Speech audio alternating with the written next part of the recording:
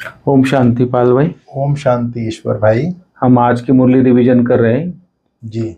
और आज बाबा ने खास हम बच्चों को धरती के सितारों की उपमा दी है। जी। जैसे वो आकाश में सितारे होते हैं, उनकी रोशनी से धरती रोशनी हो जाती है धरती पर जब चांदनी रात होती है तो वैसे बाबा ने बोला कि पूरी धरती को, पूरे संसार को रोशन करने वाले तुम ज्ञान सितारे हो, धरती के सितारे हो। तो इतनी बड़ी उपाधि बाबा ने आज हम बच्चों को दी है। फिर बाबा बोलता है कि तुम्हारी काया कंचन कैसे होती है, उसके ऊपर ही बाबा ने आज बोला है। तो आप डिटेल बताएंगे कैसे ब्रह्मा के द्वारा तुम्हारी, बाबा ने डिटेल बताया मुरली के अंदर, वो तो आप बताएंगे। कंचन का आके बाबा ने खास लिए बोला है पाल भाई, आत्मा को कंचन बनाने के लिए बाबा ने बोला कि एक दूसरे को सावधान भी करना है, इसके लिए भी खास बाबा ने बोला है। तो इस तरह आज रूहानी बाप हम रूहों को पूरा समझाने दे रहे, नॉलेज दे रहे। तो थोड़ा डिटेल में बताएंगे पाल भाई आज की मुरली के ऊपर। ओम शांति ईश्वर भाई। ओम शांति। आज हम लोग 18 सितंबर 2024 की मुरली रिवीजन कर रहे हैं। जी। आज बाबा ने खास बोला है जी, तो धरती के जो सितारे हैं जी, वो देवताएं हैं एक्चुअल में। बिल्कुल।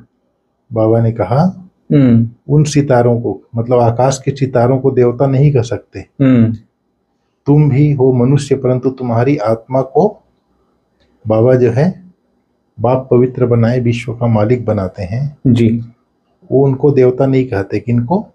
उन सितारों के एक्चुअल में मनुष्य आत्माएं जो हैं, जो बाबा के बच्चे हैं, संगम युगी हैं, उनको धरती के नक्षत्र देवता कहते हैं।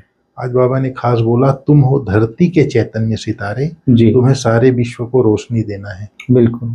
कौन सी रोशनी देना है? ज्ञान की, पवित्रता, ज्ञान अंजन। ज्ञान अंजन सतगुरु दिया, अज्ञान अधेर विनाश। जी। शिव बाबा आकर के हम बच्चों को ज्ञान की रोशनी दिया है। जैसे हम बच्चों को, हम धरती के चैतन्य सितारों को, सारे विश्व के आत्माओं को ज्ञान अंजन बांटना है, ज्ञान अंजन की रोशनी देना है, बाबा ने कहा। जी। फिर आज बाबा ने कहा काया कंचन कैसे हो जाती है। जी। शिव बाबा काया कंचन कैसे बनाते हैं?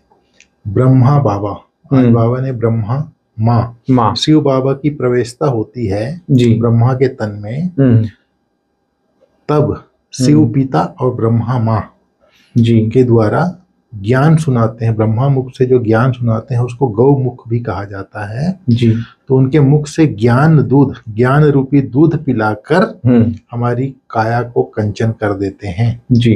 शरीर भी कंचन हो जाता है। इसलिए उनकी महिमा में गाते हैं। किसके? शिव बाबा की महिमा में गाते हैं, त्वमेव माताश्च पिता त्वमेव, त्वमेव बंधुश्च सखा त्वमेव। अब तुम ब्रह्मा माँ द्वारा ज्ञान दूध पी रहे हो, जिससे तुम्हारे सब पाप कट जाएंगे, कंचन बन जाएंगे। बिल्कुल। अब यहाँ दोनों बातें हैं। एक तो आत्मा के पाप भी कट जाएंगे, आत्मा स्वच्छ हो जाएगी, शक्तिशाली हो जाएगी, काया भी कंचन हो जाएगी, शरीर भी कंचन बन जाएगी। तो बाबा ने ये बात आज कही है, जैसे आसमान के सितारे हैं वैसे तुम बच्चों के लिए भी गाया जाता है कि आप धरती के सितारे हो। उनको नक्षत्र देवता कहा जाता है, वह भी कोई देवता है नहीं। तो तुम उनसे महाबलवान हो, क्योंकि तुम सितारे सारे विश्व को रोशन करते हो। सारे विश्व को रोशन करते हैं ना, तुम ही देवता बनने वाले हो, तुम्हारा ही उत्थान पतन होता है। वह तो मांडवे को रोशनी देते हैं, उनको कोई देवता नहीं कहेंगे। तुम देवता बन रहे हो, तुम सारे विश्व को रोशन करने वाले हो। अभी सारे विश्व में घोर अंधियारा है, पतित बन पड़े हैं। अभी बाप तुम मीठे मीठे बच्चों को देवता बनाने आते हैं। फिर बाबा ने कहा बाप ज्ञान अंजन देकर के ज्ञान इनमें जो सोए पड़े हैं, बाप आकर फिर से जगाते हैं ड्रामा के प्लान अनुसार संगम युग में। लेकिन संगम युग का ज्ञान कोई शास्त्र में नहीं है, बाबा कहता है। इस युग को भी तुम बच्चे ही जानते हो, जब तुम फिर सितारे, फिर देवता बनते हो, तुमको ही कहेंगे नक्षत्र देवताए नमः। तुमको देवताए नक्षत्र कहते हैं, उनको नहीं कहेंगे आसमान के सितारे को। फिर बाबा ने कहा भाग्यशाली रथ है ब्रह्मातन। तुम बच्चे जानते हो, अब हमको पढ़ाने वाला है निराकार शिव बाबा है, इनकॉर्पोरियल। उनको अपना शरीर नहीं है, कहते हैं मैं इस रथ का लोन लेता हूँ। कौन सा रथ का? ब्रह्मातन का। ब्रह्मातन का। तो इसलिए भागीरथ कहते हैं उसको। भागीरथ क्यों कहते हैं? क्योंकि बहुत बहुत भाग्यशाली रथ है, यही फिर विश्व का मालिक बनते हैं। तो भागीरथ ठहराने का बाबा ने कहा। फिर बाबा ने कहा स्वदर्शन चक्रधारी हो। उसमें दिखाते हैं शास्त्रों में विष्णु को स्वदर्शन चक्रधारी। यह पूर्व मनुष्यों को क्यों कहते हैं? यह तुम जानते हो। शूद्र थे तो भी मनुष्य थे, अभी ब्राह्मण बने हो तो भी मनुष्य ही हैं, फिर देवता बनेंगे तो भी मनुष्य ही रहेंगे, परंतु कैरेक्टर बदलते हैं। बिल्कुल, कैरेक्टर जो है बदलते जाते हैं। शूद्र का कैरेक्टर अलग होता है, शूद्रपना होता है उसके अंदर, ब्राह्मण के अंदर ब्राह्मणत्व होता है, देवताओं के अंदर देवताई संस्कार होते हैं, कैरेक्टर होते हैं। जब रावण आता है तब कैरेक्टर को बिगाड़ देता है।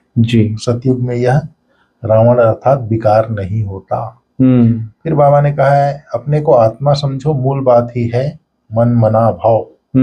यह बाप बैठ ब्रह्मा मुख से सुनाते हैं तो ब्रह्मा मुख गौ मुख हो गया, बाबा ने कहा।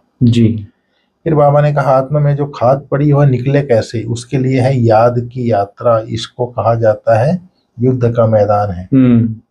आसुरी वृत्ति और दैवी वृत्ति की लड़ाई होती है यहाँ पर। बाप कितना अच्छी रीति बैठ समझाते हैं। मैं कल्प कल्प आता हूँ, तुम बच्चे मुझे निमंत्रण देते हो। क्या निमंत्रण देते हो? हम जो पतित बन गए हैं आकर हमको पावन बनाओ। बाबा कहता है वाह तुम्हारा निमंत्रण वाह। कहते हो हमको शांति धाम शुभ धाम में ले चलो। बाबा कहता है मैं तुम्हारा ओबीडियंट सर्वेंट हुआ ना। बाप बैठे आत्माओं को देखते हैं। बाप यहाँ ब्रह्मा तन में आते हैं, सम्मुख बच्चे बैठे हैं तो भी बाबा आत्माओं को देखते हैं, सितारों को देखते हैं। कितनी छोटी आत्मा है। जैसे सितारों में झिलमिल रहता है, ऐसे सितारा, कोई सितारा तीखा होता है, कोई हल्का होता है, कोई चंद्रमा के नजदीक होते हैं। तुम भी योग बल से अच्छी रीति पवित्र बनते हो तो चमकते हो। जैसे चंद्रमा के किनारे एक सितारा दिखता है ना, ज्ञान चंद्रमा ब्रह्मा बाबा, उसके नजदीक मम्मा रूपी सितारा नजदीक आता है, दिखाई देता है ना आकाश में, उसका यादगार है। बिल्कुल। बाबा ने कहा तुम सितारों को देवता नहीं कह सकते। मनुष्य पर तुम हो, तुम भी मनुष्य हो, परंतु तुम्हारी आत्मा को बाप पवित्र बनाए विश्व का मालिक बनाते हैं।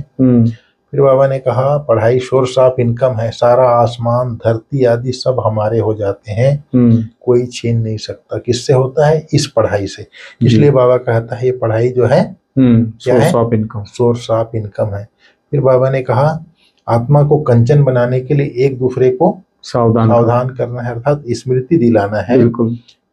क्योंकि बाबा ने कहा है आत्मा को पावन बनाने का तरीका क्या है? बाप की याद। इसलिए एक दो को याद दिलाना है कि मन मना भाव होकर रहो। मन मना भाव का इशारा देना है एक दूसरे को। योग बल से पवित्र बन चमकदार सितारा बनना है, बाबा ने कहा। बिल्कुल। इस बेहद के बने बनाए नाटक को अच्छी रीति समझकर स्वदर्शन चक्रधारी बनना है। ज्ञान अंजन देकर मनुष्यों को अज्ञान के घोर अंधकार से निकालना है। आज बाबा ने डबल मालिकपना क्या होता है वो बताया, वरदान। बालक स्व मालिकपन की स्मृति से सर्व खजानों को अपना बनाने वाले स्वराज्य अधिकारी भव। इस समय आप बच्चे सिर्फ बालक नहीं हो, लेकिन बालक स्व मालिक हो। एक है एक स्वराज्य अधिकारी मालिक, दूसरा बाप के वर्षे के मालिक। संगम युग पर ही बनते हैं हम।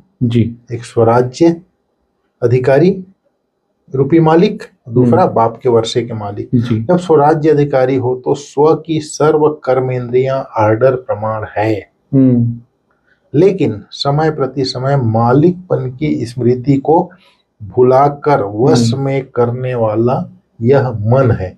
मन जो है भागता है ना, घोड़ा है। इसलिए बाप का मंत्र है मन मना भाव। मन को मेरे में लगाओ। तो मन वश में नहीं करेगा। समझ में आया? अपने वश में रहेगा, वो अपने वश में नहीं करेगा। स्वराज्य अधिकारी के बस में रहेगा जी। मन अपने वश में नहीं करेगा जी। मन मनाभाव की स्मृति में रहेंगे तो मन मनाभाव रहने से किसी भी व्यर्थ बात का प्रभाव नहीं पड़ेगा और सर्व खजाने अपने में अनुभव करेंगे। बिल्कुल। स्वराज्य अधिकारी रहेंगे तो मन वश में रहेगा और क्या होगा, सर्व खजाने भी अपने अनुभव होंगे। जी। फिर आज बाबा ने कहा परमात्मा मोहब्बत के झूले में उड़ती कला की मौज मनाना यही श्रेष्ठ भाग्य है। अगर परमात्मा से मोहब्बत है, परमात्मा से प्यार है जी, तब उड़ती कला हमारे में हो सकती है। जैसे पक्षी होता है, धरती से अलग होता है तब तो उड़ता है जी।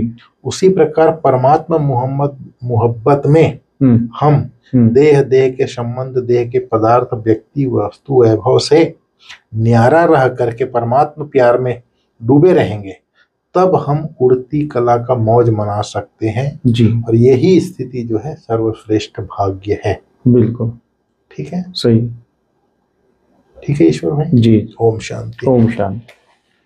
Thank you.